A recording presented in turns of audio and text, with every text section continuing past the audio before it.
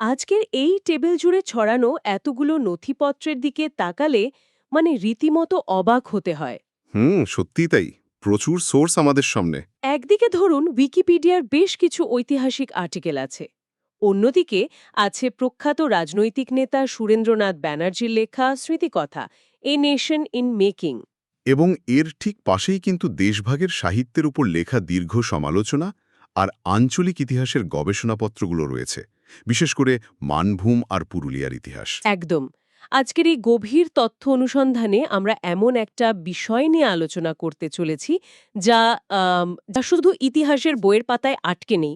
আমরা কথা বলছি বাংলার বিভাজন বা বঙ্গভঙ্গের সেই দীর্ঘ, জটিল আর মর্মান্তিক ইতিহাস নিয়ে। হুম আজকের উদ্দেশ্যই হলো এই সোর্সগুলো থেকে খুব সহজভাবে এটা বোঝা যে কিভাবে মানচিত্রের ওপর টানা কয়েকটি পেন্সিলের দাগ কোটি কোটি মানুষের ভাগ্য চিরতরে বদলে দিয়েছিল। ঠিক, এর পেছনের রাজনৈতিক কারণগুলো ঠিক কী ছিল, আর সেই সিদ্ধান্তের মানবিক মূল্য কিভাবে আজও সমাজ বহন করে চলেছে, সেটাই আমরা নিখুঁতভাবে বিশ্লেষণ করব। তবে মূল আলোচনায় যাওয়ার আগে সোর্সগুলোর একটা সাধারণ বৈশিষ্ট্য পরিষ্কার করে নেওয়া খুব প্রয়োজন। হ্যাঁ, অবশ্যই। এই তথ্য অনুসন্ধানে মুসলিম লীগ, জাতীয় কংগ্রেস বা হিন্দু মহাসভার মতো বিভিন্ন রাজনৈতিক দলের যে ভিন্ন ভিন্ন আদর্শ আর পদক্ষেপের কথা উঠে আসবে, তা সম্পূর্ণ নিরপেক্ষভাবে শুধুমাত্র ঐতিহাসিক তথ্য হিসেবেই বিশ্লেষণ করা হবে। একদম ঠিক। কোনো বিশেষ দলের বা মতাদর্শের পক্ষ নেওয়া বা তাদের সমালোচনা করা কিন্তু আমাদের আলোচনার উদ্দেশ্য একেবারেই নয়। ইতিহাসের এই অধ্যায়টিকে বুঝতে গেলে বস্তুনিষ্ঠ থাকাটা সবচেয়ে জরুরি, কারণ এই ঘটনাপ্রবাহ এতটাই জটিল যে কোনো একটা নির্দিষ্ট দৃষ্টিভঙ্গি থেকে একে পুরোপুরি মাপা প্রায় অসম্ভব। ঠিক। একটা সাধারণ মানুষের জীবনের কথা ভাবলে বিষয়টা আরও স্পষ্ট হয়। ধরুন, কারো নিজের পরিচিত পাড়া, প্রতিদিনের যাতায়াতের রাস্তা বা পৈতৃক ভিটে। হুম একদিন সকালে উঠে যদি শোনা যায় যে একটা অদৃশ্য ভৌগোলিক রেখা দিয়ে সেটা ভাগ করে দেওয়া হয়েছে, আর রাস্তার ওপারটা এখন সম্পূর্ণ অন্য একটা দেশ, ভাবুন তো মানসিক আঘাতটা কতটা গভীর হতে পারে। অর্থনীতি, আত্মীয়তার বাঁধন, সংস্কৃতি সবকিছু কিন্তু চোখের পলকে বিচ্ছিন্ন হয়ে যায়। বাংলার ইতিহাসে ঠিক এমনটাই ঘটেছিল, আর তা একবার নয়, একাধিকবার। এই বিভাজনের একেবারে শুরুটা খুঁজতে গেলে আমাদের ফিরে যেতে হবে ১৯০৫ সালের প্রথম বঙ্গভঙ্গে। লর্ড কার্জন তখন ভারতের ভাইসরয়। হ্যাঁ, ইনি হঠাৎ প্রশাসনিক সুবিধার কারণ দেখিয়ে সম্পূর্ণ বাংলাকে বিভক্ত করার সিদ্ধান্ত ঘোষণা করেন। সেই সময়ের ব্রিটিশ সরকারের যুক্তি ছিল বাংলা নাকি ভৌগোলিকভাবে ফ্রান্সের সমান বড় একটা প্রদেশ। আর এর জনসংখ্যাও নাকি সামলানো কঠিন হয়ে পড়ছে। ঠিক, তাই শাসন কাজের সুবিধার জন্যই নাকি এই বিভাজন অপরিহার্য ছিল। কিন্তু ঐতিহাসিক সোর্সগুলো বলছে অন্য কথা। এই প্রশাসনিক যুক্তির বাইরেও অনেক গভীর একটা রাজনৈতিক চাল ছিল এর পেছনে। প্রশাসনিক সুবিধার যুক্তিটা ছিল শুধুই একটা ওপরের আবরণ। লর্ড কার্জনের আসল উদ্দেশ্য ছিল বাঙালি জাতীয়তাবাদকে দুর্বল করে দেওয়া। হুম সেই সময়কার রাজনৈতিকভাবে সচেতন হিন্দু মধ্যবিত্ত সম্প্রদায়, যাদের ভদ্রলোক শ্রেণী বলা হতো, তারা ব্রিটিশদের প্রধান মাথা ব্যথার কারণ হয়ে দাঁড়িয়েছিল। এটি মূলত জাতীয়তাবাদী আন্দোলনগুলোর নেতৃত্ব দিচ্ছিল, তাই তো? একদম ঠিক। তাই ব্রিটিশরা তাদের পুরনো এবং পরীক্ষিত বিভাজন ও শাসননীতি প্রয়োগ করে। তারা চেয়েছিল হিন্দু এবং মুসলিমদের মধ্যে একটা স্থায়ী ফাটল তৈরি করতে। Divide and rule. হ্যাঁ, ১৯০৫ সালে ১৬ই অক্টোবর যখন এই বিভাজন কার্যকর হল, তখন একদিকে মূলত মুসলিম অধ্যুষিত পূর্ব বাংলা এবং আসামকে নিয়ে একটা নতুন প্রদেশ তৈরি হল, যার রাজধানী করা হলো ঢাকা। আর অন্যদিকে হিন্দু অধ্যুষিত পশ্চিম অংশ, বিহার এবং উড়িষ্যাকে নিয়ে গঠিত হল আরেকটি প্রদেশ। ঠিক তাই। কিন্তু এই সিদ্ধান্তের বিরুদ্ধেই তো তৎকালীন শিক্ষিত সমাজে তীব্র ক্ষোভের সৃষ্টি হয়েছিল।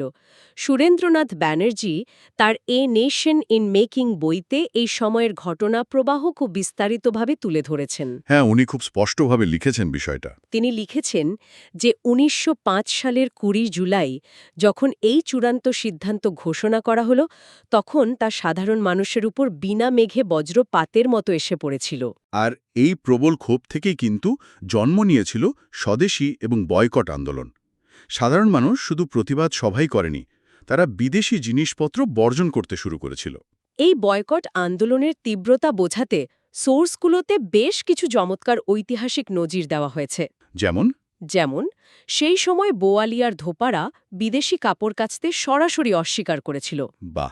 আবার যশোরের পুরোহিতরা একজোট হয়ে ঘোষণা করেছিলেন যে যেসব বাড়িতে বিদেশি লবণ, চিনি বা অন্যান্য জিনিস ব্যবহার করা হয় সেখানে তারা কোনো ধর্মীয় পুজো বা আচার অনুষ্ঠান করবেন না। এটা কিন্তু শুধু আর কোনো রাজনৈতিক আন্দোলনের মধ্যে সীমাবদ্ধ ছিল না। এটা একটা গভীর মানসিক এবং সাংস্কৃতিক জাগরণে পরিণত হয়েছিল। সুরেন্দ্রনাথ ব্যানার্জির মতে এটি ভারতের জাতীয়তাবাদের মোড় সম্পূর্ণ ঘুরিয়ে দিয়েছিল। এবং ঠিক এই সময় কিন্তু বঙ্কিমচন্দ্র চট্টোপাধ্যায়ের লেখা বন্দে মাতরম গানটি একটা সাধারণ সাহিত্যিক সৃষ্টি থেকে বেরিয়ে আসে। হ্যাঁ, সেটা পুরো দেশের জাতীয়তাবাদী স্লোগান বা ওয়ার ক্রায়ে পরিণত হয়। একদম। কিন্তু তৎকালীন সমাজের আরেকটি বড় অংশে দৃষ্টিভঙ্গি তো সম্পূর্ণ ভিন্ন ছিল। ঐতিহাসিক তথ্য অনুযায়ী পূর্ব বাংলার মুসলিমরা মূলত এই বিভাজনকে সমর্থন করেছিলেন। এর পেছনে একটা শক্ত কারণ ছিল। ব্রিটিশরা অত্যন্ত সুকৌশলে রাজনৈতিকভাবে সক্রিয় মুসলিমদের বোঝাতে সক্ষম হয়েছিল যে এই বিভাজনের ফলে পূর্ব বাংলায় মুসলিমদের জন্য শিক্ষা ও কর্মসংস্থানের এক নতুন দিগন্ত খুলে যাবে। কারণ এর আগে প্রশাসন, শিক্ষা এবং অর্থনীতির বেশিরভাগ সুযোগ সুবিধাই মূলত কলকাতার হিন্দু অভিজাতদের দখলে ছিল। ঠিক, নতুন প্রদেশ এবং ঢাকায় নতুন রাজধানী হওয়ার ঘোষণায় পূর্ব বাংলার মুসলিমরা আশান্বিত হয়েছিলেন এবং তারা এই বিভাজনকে স্বাগত জানিয়েছিলেন। আর এই ভিন্ন দৃষ্টিভঙ্গির ফলস্বরূপ হিন্দু ও মুসলিমদের রাজনৈতিক ঐক্যে ফাটল ধরে। এই পটভূমিতেই ১৯০৬ সালে ঢাকায় যখন all India Mohammedan educational conference চলছিল, ঠিক তখনই অল ইন্ডিয়া মুসলিম লীগ প্রতিষ্ঠিত হয়। মানে ধর্মভিত্তিক রাজনীতির একটা বড় বীজ মূলত ১৯০৫ সালের এই ঘটনা থেকেই রোপিত হয়েছিল বলা যায়। একেবারেই তাই। কিন্তু প্রবল আন্দোলনের চাপে শেষ পর্যন্ত ব্রিটিশদের পিছু হটতেই হয়। ১৯১১ সালে রাজা পঞ্চম জর্জ দিল্লি দরবারে বঙ্গভঙ্গ রদ করার কথা ঘোষণা করেন। পূর্ব ও পশ্চিম বাংলা আবার এক হয়ে যায়। হ্যাঁ, এক তো হলো। কিন্তু প্রশ্ন হল, প্রশাসনিকভাবে বাংলা আবার এক হলেও মানুষের মনের ভেতরের বিভাজনটা কি আর মোছা গিয়েছিল? এখানেই ইতিহাসের সবচেয়ে বড় ট্র্যাজেডি লুকিয়ে আছে। বাহ্যিকভাবে বঙ্গভঙ্গ রদ হলেও ১৯০৫ সালের এই ঘটনাটি আসলে ১৯৪৭ সালের চূড়ান্ত দেশভাগের একটা স্থায়ী নজির বা প্রেসিডেন্ট তৈরি করে দিয়েছিল। মানুষের মনে যে সন্দেহের বীজ বোনা হয়েছিল তা ১৯১১ সালে মুছে তো যায়নি, বরং পরবর্তী দশকগুলোতে এটা আরও গভীরে প্রথিত হয়েছিল। এই জায়গাটিতেই একটা বড় শূন্যস্থান তৈরি হয়। ১৯১১ সালে বঙ্গভঙ্গ রদ হল, অথচ আমরা জানি ১৯৪৭ সালে ধর্মের ভিত্তিতে দেশভাগ হয়েছিল। হ্যাঁ, এই মাঝখানের সময়টায় এমন কি ঘটেছিল যা আবার বিভাজনের দাবিকে উস্কে দিল? বিশেষ করে ১৯৪৬ সালের ঘটনাবলী। মাঝখানের এই কয়েকটা দশক ছিল এক চরম রাজনৈতিক মেরুকরণের সময়। বিশেষ করে ১৯৪৬ সালের ১৬ই আগস্টের দিনটার কথা বলা যায়। মুসলিম লীগ এই দিনটিকে ডাইরেক্ট অ্যাকশন ডে বা প্রত্যক্ষ সংগ্রাম দিবস হিসেবে ঘোষণা করেছিল। এর মূল উদ্দেশ্যটা কী ছিল? এর মূল উদ্দেশ্য ছিল ব্রিটিশ সরকার এবং কংগ্রেসকে এটা বুঝিয়ে দেওয়া যে মুসলিম লীগ তাদের পৃথক রাষ্ট্র পাকিস্তানের দাবির বিষয়ে কতটা বদ্ধপরিকর। কিন্তু এই রাজনৈতিক শক্তি প্রদর্শনের ফলাফল হয়েছিল ভয়ঙ্কর। হ্যাঁ, কলকাতায় শুরু হয় এক ভয়াবহ দাঙ্গা, যা ইতিহাসে গ্রেট ক্যালকাটা কিলিংস নামে পরিচিত। কয়েক হাজার সাধারণ মানুষ এই রক্তক্ষয়ী দাঙ্গায় প্রাণ হারায়। আর সেই দাঙ্গার পরে পরিস্থিতি একেবারেই নিয়ন্ত্রণের বাইরে চলে যায়। কংগ্রেস এবং হিন্দু মহাসভা উভয়েই তখন বাংলার বিভাজনের দাবি আরও জোরালোভাবে তুলতে শুরু করে। এবং এরপর আসে ১৯৪৭ সালের ৩ জুনের মাউন্ট ব্যাটেন প্ল্যান, যেখানে ধর্মের ভিত্তিতে বাংলা ভাগের সিদ্ধান্ত প্রায় চূড়ান্ত হয়ে যায়। কিন্তু এই ডামাডোলের মধ্যে ইতিহাসের পাতা উল্টালে একটা প্রায় ভুলে যাওয়া পরিকল্পনার কথা সামনে আসে। স্বাধীন ও যুক্তবঙ্গ বা ইন্ডিপেন্ডেন্ট ইউনাইটেড বেঙ্গল। হ্যাঁ, এই বিষয়টা ভীষণ ইন্টারেস্টিং। যখন এটা প্রায় নিশ্চিত হয়ে যায় যে ধর্মের ভিত্তিতে ভারত এবং বাংলা ভাগ হতে চলেছে, তখন বাংলার প্রাদেশিক মুসলিম লীগের নেতা এবং তৎকালীন মুখ্যমন্ত্রী হোসেন শহীদ সোহরাওয়ার্দী একটা বিকল্প প্রস্তাব নিয়ে আসেন। তিনি শরৎচন্দ্র বসু এবং কিরণশঙ্কর রায়ের মতো কয়েকজন শীর্ষ কংগ্রেস নেতার সাথে মিলে একটা স্বাধীন ও যুক্তবঙ্গ রাষ্ট্রের প্রস্তাব দেন। মানে এই প্রস্তাব অনুযায়ী অবিভক্ত বাংলা ভারত বা পাকিস্তান কারো সাথেই যোগ দেবে না? না, কারোর সাথেই নয়, এটি একটি নিজস্ব স্বাধীন রাষ্ট্র হিসেবে আত্মপ্রকাশ করবে। একটা সম্পূর্ণ স্বাধীন বাংলা রাষ্ট্রের প্রস্তাব। কিন্তু এর পেছনে সোহরাওয়ার্দীর মূল যুক্তি ঠিক কী ছিল? এর পেছনের মূল কারণটি ছিল নিখাদ অর্থনীতি। সোহরাওয়ার্দী খুব ভালো করেই জানতেন যে বাংলা ভাগ হলে তা পূর্ব বাংলার অর্থনীতির জন্য এক চরম বিপর্যয় ডেকে আনবে। কিভাবে? কারণ বাংলার সমস্ত পাটকল, কয়লা খনি এবং সবচেয়ে বড় কথা, অবিভক্ত ভারতের সবচেয়ে বড় বন্দর ও শিল্পাঞ্চল কলকাতা সবই চলে যাবে পশ্চিম অংশে। হ্যাঁ, পূর্ব বাংলায় পাটের চাষ হলেও তা প্রক্রিয়াজাত করার সমস্ত কলকারখানা ছিল হুগলি নদীর তীরে। ঠিক, কলকাতা ছাড়া পূর্ব বাংলা একটি অর্থনৈতিকভাবে পঙ্গু গ্রামীণ অঞ্চলে পরিণত হবে। মূলত এই দূরদর্শী চিন্তা থেকেই তিনি বাংলা ভাগের তীব্র বিরোধিতা করেছিলেন। কিন্তু এই দূরদর্শী প্রস্তাব তো শেষ পর্যন্ত দিনের আলো দেখেনি। মোহাম্মদ আলী জিন্নাহ প্রাথমিকভাবে এই পরিকল্পনায় সম্মতি দিলেও অন্য অনেক নেতাই এর ঘোর বিরোধিতা করেছিলেন। হ্যাঁ, মুসলিম লীগের ভেতরেই খাজা নাজিমুদ্দিন বা আকরাম খানের মতো নেতারা এই পরিকল্পনার বিপক্ষে অবস্থান নিয়েছিলেন। আর কংগ্রেসের দিক থেকে?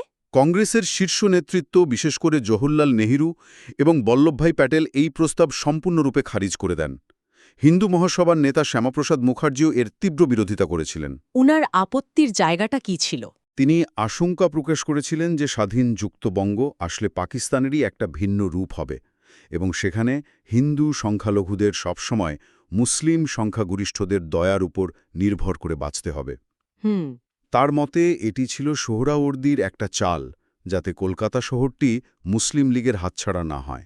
এই সমস্ত রাজনৈতিক টানাপোড়েনের পর শেষ পর্যন্ত ১৯৪৭ সালের ২০ জুন বঙ্গীয় আইনসভার ভোটাভুটিতে বাংলা ভাগের চূড়ান্ত সিদ্ধান্ত গৃহীত হয়। আর সেই বিভাজন কার্যকর করার দায়িত্ব গিয়ে পড়ে স্যার সিরিল র্যাডক্লিফের কাঁধে। এই বিষয়টা ভাবলেই বিস্ময় জাগে। একজন ব্রিটিশ আইনজীবী, যাকে মাত্র ৫ সপ্তাহের মধ্যে ৮৮ মিলিয়ন বা ৮,৮০,০০,০০০ মানুষের ভাগ্য নির্ধারণের দায়িত্ব দেওয়া হলো। এবং ৪,৫০,০০০ বর্গ কিলোমিটার। ভাবা যায়? এই সিদ্ধান্তটি ব্রিটিশদের তাড়াহুড়ো এবং চরম উদাসীনতার এক চূড়ান্ত রূপ প্রকাশ করে। সিরিল র্যাডক্লিফ বা তার কমিশনের অন্য সদস্যদের ভারতের ভৌগোলিক, সামাজিক বা অর্থনৈতিক অবস্থা সম্পর্কে সামান্যতম কোনো পূর্বধারণাই ছিল না। উনি কি এর আগে কখনো ভারতে এসেছিলেন? না, এর আগে তিনি কখনো ভারতে আসেননি। ব্রিটিশ সরকার এই প্রক্রিয়ায় জাতিসংঘের মতো কোনো আন্তর্জাতিক সংস্থাকেও যুক্ত করতে চায়নি, কারণ তারা নিজেদের সম্মান বাঁচাতে চেয়েছিল। দ্বিতীয় বিশ্বযুদ্ধের পর ব্রিটিশদের অর্থনীতি তখন ধুঁকছে। তারা শুধু চাইছিল দ্রুত ক্ষমতা হস্তান্তর করে ভারত ছেড়ে পালাতে। আর র্যাডক্লিফ নিজে ভারতের প্রচণ্ড গরম সহ্য করতে পারছিলেন না। তার একটাই লক্ষ্য ছিল কাজ শেষ করে যত দ্রুত সম্ভব দেশে ফেরা। আর সেই তাড়াহুড়োর ফল হয়েছিল হাস্যকর অথচ মর্মান্তিক। সোর্সগুলো ঘাটলে দেখা যায় এই অবৈজ্ঞানিক সীমানা কিভাবে সাধারণ মানুষের জীবনকে প্রহসনে পরিণত করেছিল। একদম। কোনো জায়গায় র্যাডক্লিফ লাইন এমনভাবে টানা হয়েছিল যে তা নদীর মাঝখান দিয়ে গেছে, সেচ ব্যবস্থাকে দুটুকরো করেছে, এমনকি কারো বসতবাড়িকে মাঝখান দিয়ে চিরে দিয়েছে। হ্যাঁ, শোনা যায় এমন ঘটনাও ঘটেছিল যেখানে বাড়ির শোয়ার ঘর পড়েছিল ভারতে আর রান্নাঘর পাকিস্তানে। অবিশ্বাস্য! সীমানা নির্ধারণের এই বিভ্রান্তি তো শুধু বসতবাড়িতে আটকে ছিল না, পুরো জেলা পর্যায়েও চরম বিশৃঙ্খলা তৈরি হয়েছিল। পার্বত্য চট্টগ্রামের কথাই ধরা যাক। সেখানে ৯৭% মানুষ ছিলেন অমুসলিম। তা সত্ত্বেও শুধু অর্থনৈতিক কারণে এবং কর্ণফুলী নদীর ওপর নির্ভরশীলতার জন্য ওই অঞ্চলকে পাকিস্তানের অন্তর্ভুক্ত করা হয়। আবার গুরদাসপুরের মতো মুসলিম সংখ্যাগরিষ্ঠ জেলাকে ভারতের সাথে রাখা হয়। হ্যাঁ, মূলত অমৃতসরের সেচখালের উৎসগুলোকে একসাথে রাখতে এবং কাশ্মীরে যাওয়ার একমাত্র সড়কপথটি ভারতের আওতায় রাখার জন্য। এই সিদ্ধান্তগুলো নিয়ে পরবর্তীকালে বিস্তর রাজনৈতিক বিতর্ক হয়েছে। এমনকি আগস্টের মাঝামাঝি সময়ে মালদহ এবং মুর্শিদাবাদে এমন অবস্থা তৈরি হয়েছিল যে স্থানীয় মানুষ জানতই না তারা ভারত না পাকিস্তান কোন দেশে আছে। ঠিক, তারা স্বাধীনতা দিবসে ভুল দেশের পতাকা উড়িয়ে উদযাপন করেছিল। সীমানা নির্ধারণ নিয়ে এত বড় একটা বিশৃঙ্খলার পর সবচেয়ে বিস্ময়কর তথ্যটা হল, ভারত ছাড়ার আগে র্যাডক্লিফ তার নিজের সমস্ত নোট, খসড়া, মানচিত্র এবং কাগজপত্র সম্পূর্ণ পুড়িয়ে ফেলেছিলেন। হ্যাঁ, তিনি নিজের কাজের কোনো খসড়া বা প্রমাণ রেখে যেতে চাননি। তিনি পরে বলেছিলেন যে সীমানা যেভাবেই টানা হোক না কেন, কোটি কোটি মানুষকে এর জন্য ভুগতেই হতো। কিন্তু তার এই কাগজপত্র পুড়িয়ে ফেলার সিদ্ধান্ত ইতিহাসবিদদের চিরকালের জন্য এক অন্ধকারের মধ্যে ফেলে দিয়েছে। আমরা আজও জানি না ওই 5 সপ্তাহে ঠিক কী আলোচনা হয়েছিল বা কোন যুক্তিতে তিনি নির্দিষ্ট রেখাগুলো টেনেছিলেন। সত্যি এক অজানা ইতিহাস। এবার যদি এই ভৌগোলিক দাগগুলোর মানসিক মূল্যের দিকে তাকায়, দেশভাগ এবং মানুষের দুর্দশার কথায় আসি, আমরা জানি যে পঞ্জাবে দেশভাগের সাথে সাথেই এক ধাক্কায় লাখ লাখ মানুষ এপার ওপার হয়েছিল, ব্যাপক রক্তপাত হয়েছিল। কিন্তু বাংলার ক্ষেত্রে চিত্রটা অন্যরকম ছিল। হ্যাঁ, বাংলায় দেশান্তরের প্রক্রিয়াটি ছিল দীর্ঘ এবং ধাপে ধাপে বিভক্ত। এটি মূলত 3টি পর্যায়ে ঘটেছিল। পর্যায়গুলো কি কি? প্রথম পর্যায়টি ছিল ১৯৪৬ থেকে ১৯৫৮ সাল পর্যন্ত, দ্বিতীয় পর্যায়ে ১৯৫৮ থেকে ১৯৬৩ এবং তৃতীয় ঢেউটি আসে ১৯৬৪ থেকে ১৯৭১ সালের মুক্তিযুদ্ধের সময় পর্যন্ত। মানে পঞ্জাবের মতো এক ধাক্কায় হয়নি? না, পাঞ্জাবে যেমন সীমানার দুপাশেই ব্যাপক দাঙ্গা এবং জাতিগত নিধন হয়েছিল, বাংলায় শুরুর দিকে দাঙ্গা মূলত কলকাতা এবং নোয়াখালীর মতো কিছু নির্দিষ্ট এলাকায় সীমাবদ্ধ ছিল। তাই পূর্ব বাংলার হিন্দুরা এবং পশ্চিমবঙ্গের মুসলিমরা প্রথমেই দেশ ছাড়েননি। তারা অপেক্ষা করার সিদ্ধান্ত নিয়েছিলেন এই আশায় যে পরিস্থিতি হয়তো শান্ত হয়ে যাবে। কিন্তু ধীরে ধীরে যখন রাজনৈতিক এবং সামাজিক পরিবেশ চরম বিষাক্ত হতে শুরু করে, তখন তারা নিজেদের ভিটেমাটি ছাড়তে বাধ্য হন। নিজেদের সাধের ভিটেমাটি, কয়েক পুরুষের স্মৃতি ছেড়ে অন্য দেশে চলে যাওয়া কোনো সহজ সিদ্ধান্ত ছিল না। একদমই না। সোর্সে মানুষের এই দেশান্তরের পেছনের মনস্তত্ত্ব বোঝাতে 3টি খুব শক্তিশালী শব্দের ব্যবহার করা হয়েছে: প্রাণ, ধন এবং মান। এই 3 ভিতে মানুষকে দেশান্তরী হতে বাধ্য করেছিল। এই 3টি শব্দ সেই সময়ের মানসিকতাকে নিখুঁতভাবে ধারণ করে। প্রাণ অর্থাৎ জীবনের ভয়, যে কোনো সময় খুন হওয়ার আতঙ্ক। ধন অর্থাৎ সারা জীবনের জমানো সম্পত্তি বা চাষের জমি হারানোর ভয়। আর মান? আর সবচেয়ে গুরুত্বপূর্ণ ছিল মান বা সম্মান হারানোর ভয়, যা মূলত নারীদের ওপর সহিংসতা এবং সামাজিক মর্যাদা ক্ষুণ্ণ হওয়ার আশঙ্কাকে তুলে ধরে। কিন্তু এই দেশান্তরের ক্ষেত্রে একটা খুব স্পষ্ট এবং মর্মান্তিক শ্রেণী বৈষম্য ছিল। হ্যাঁ, উচ্চবিত্ত এবং দরিদ্রদের মধ্যে দেশত্যাগের পার্থক্য। পূর্ব বাংলায় যারা উচ্চবিত্ত, শিক্ষিত এবং মূলত সরকারি চাকরিজীবী ছিলেন, তারা প্রথমেই পরিস্থিতির ভয়াবহতা আঁচ করতে পেরেছিলেন। ভারত এবং পাকিস্তান সরকার সেই সময় সরকারি কর্মচারীদের নিজেদের পদ অদলবদল করার একটা সুযোগ দিয়েছিল। আচ্ছা। ফলে এই শিক্ষিত এবং অবস্থাপন্ন হিন্দুরা, যাদের পশ্চিমবঙ্গে আত্মীয় স্বজন বা যোগাযোগ আগে থেকেই ছিল, তারা তুলনামূলকভাবে সহজেই ভারতে এসে নিজেদের নতুন করে প্রতিষ্ঠিত করতে পেরেছিলেন। একইভাবে পশ্চিমবঙ্গের অবস্থাপন্ন শিক্ষিত মুসলিমরাও পূর্ব বাংলায় চলে গিয়ে নতুন প্রশাসনে জায়গা করে নেন। ঠিক। কিন্তু বিপদে পড়েছিলেন তারা, যাদের এই আর্থিক বা সামাজিক জোর ছিল না। পূর্ব বাংলার দরিদ্র হিন্দু, বিশেষ করে নমশূদ্র বা দলিত কৃষকরা, যাদের একমাত্র সম্বল ছিল ওই চাষের জমি। ওই কৃষকদের অবস্থা হয়েছিল সবচেয়ে করুণ। কৃষিকাজ ছাড়া তাদের অন্য কোনো পেশাগত দক্ষতা ছিল না। নতুন একটা দেশে গিয়ে কিভাবে পেট চালাবেন সেই ধারণাই তাদের ছিল না। তাই জমি ছেড়ে আসার কথা তারা প্রাথমিকভাবে ভাবতেই পারেননি। তারা পূর্ব পাকিস্তানেই থেকে যাওয়ার সিদ্ধান্ত নেন। এই প্রসঙ্গে যোগেন্দ্রনাথ মণ্ডলের নাম বিশেষভাবে উল্লেখ করা প্রয়োজন। উনি কে ছিলেন? তিনি ছিলেন একজন শীর্ষস্থানীয় দলিত নেতা, যিনি উচ্চবর্ণের হিন্দুদের আধিপত্যের প্রতিবাদে মুসলিম লীগকে সমর্থন করেছিলেন এবং দেশভাগের পর পাকিস্তানের আইন ও শ্রম মন্ত্রীও হয়েছিলেন। আচ্ছা। তিনি ভেবেছিলেন দলিত এবং মুসলিমরা একসাথে শান্তিপূর্ণভাবে থাকতে পারবে। কিন্তু ১৯৫০ সালে বরিশাল এবং অন্যান্য জায়গায় যখন ভয়ানক দাঙ্গা শুরু হয় এবং দলিত কৃষকরা আক্রান্ত হতে থাকেন, তখন পরিস্থিতি পাল্টে যায়। মানে উনিও শেষ পর্যন্ত বুঝতে পেরেছিলেন। হ্যাঁ, সেই যোগেন্দ্রনাথ মণ্ডলকেও শেষ পর্যন্ত সম্পূর্ণ হতাশ হয়ে মন্ত্রিত্ব ছেড়ে ভারতে পালিয়ে আসতে হয়। এই দরিদ্র কৃষকরা পরবর্তী 2 দশক ধরে, বিশেষ করে ১৯৬৪ সালের দাঙ্গা এবং ১৯৭১ সালের মুক্তিযুদ্ধের সময় চরম নিপীড়নের শিকার হন এবং জীবন বাঁচাতে বাধ্য হয়ে সীমান্ত পেরিয়ে ভারতে আশ্রয় নেন। এদের অনেকেই আর পশ্চিমবঙ্গে থিতু হওয়ার সুযোগ পাননি। তাদের পাঠানো হয়েছিল দণ্ডকারণ্য, আন্দামান বা অন্যান্য শুষ্ক রাজ্যের শরণার্থী শিবিরে। একটা মানচিত্রের দাগ কিভাবে সমাজ ও অর্থনীতির মেরুদণ্ডটাকে ভেঙে দিয়েছিল, এই ঘটনাগুলো তার জলজ্জান্ত প্রমাণ। এবার আমরা আমাদের আলোচনার কেন্দ্রবিন্দু একটু সরিয়ে বাংলার দক্ষিণ-পশ্চিম দিকের আঞ্চলিক ইতিহাসের দিকে নজর দেব। হ্যাঁ, মানভূম আর পুরুলিয়ার ইতিহাস। একদম, কারণ সীমানা বদলের ইতিহাস শুধু ধর্মভিত্তিক ছিল না। এই ইতিহাসটি সত্যি একটু অন্যরকম, কারণ এখানে সীমানা এবং পরিচয় পরিবর্তিত হয়েছিল মূলত ভাষার ভিত্তিতে। ইতিহাস ঘাটলে দেখা যায় 1805 সালে চুয়ার বিদ্রোহ দমনের পর ব্রিটিশরা এই অঞ্চলে জঙ্গলমহল নামক একটা আলাদা প্রশাসনিক জেলা তৈরি করে। পরবর্তীতে গঙ্গানারায়ণ হাঙ্গামার পর 1833 সালে প্রশাসনিক কাজের সুবিধার জন্য তৈরি হয় মানভূম জেলা। এই মানভূম 1956 সাল পর্যন্ত বিহার প্রদেশের অংশ ছিল। সোর্সগুলো থেকে জানা যায় যে 1920-র দশক থেকে এই অঞ্চলে বাঙালি মধ্যবিত্ত শ্রেণীর একটি শক্তিশালী রাজনৈতিক নেতৃত্ব গড়ে উঠতে শুরু করে। এরপর আসে 1948 সাল, যখন সদ্য স্বাধীন ভারতে বিহার সরকার হিন্দি ভাষাকে বাধ্যতামূলক করার নীতি গ্রহণ করে। আর এর বিরুদ্ধেই মানভূমে এক তীব্র ভাষা আন্দোলন শুরু হয়। ভাষার অধিকারের লড়াই। হ্যাঁ, মানুষের নিজস্ব মাতৃভাষা রক্ষার সেই আন্দোলন এতটাই তীব্র ছিল যে ভারত সরকারকে শেষ পর্যন্ত মাথা নত করতে হয়। তারপর 1956 সালের স্টেটস রিঅর্গানাইজেশন অ্যাক্ট বা রাজ্য পুনর্গঠন আইনের অধীনে মানভূম জেলাকে ভেঙে দেওয়া হয়। বাংলা ভাষাভাষী অঞ্চলগুলোকে নিয়ে গঠিত হয় পশ্চিমবঙ্গের নতুন জেলা পুরুলিয়া, আর খনিজ সম্পদে সমৃদ্ধ অংশটি নিয়ে গঠিত হয় বিহারের ধানবাদ জেলা।